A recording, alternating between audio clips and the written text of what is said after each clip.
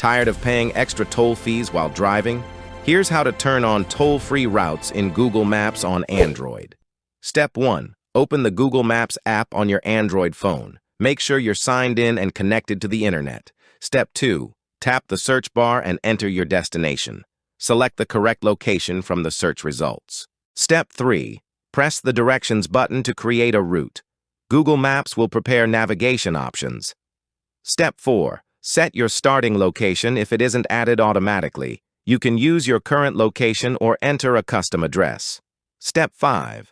Tap the three-dot menu in the top right corner.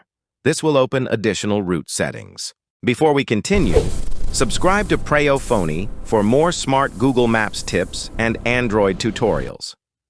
Step 6. Select route options from the menu. You'll now see several navigation preferences.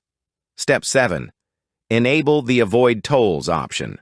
Google Maps will automatically exclude toll roads when possible. Step 8. Look for the toll-related settings below. Disable toll price suggestions if you don't want toll information displayed. Step 9. Tap Done or Save to apply your changes. Your route will instantly refresh with new options. Step 10. Review the updated route and tap Start. You're now ready to navigate using toll-free roads. Found this guide helpful?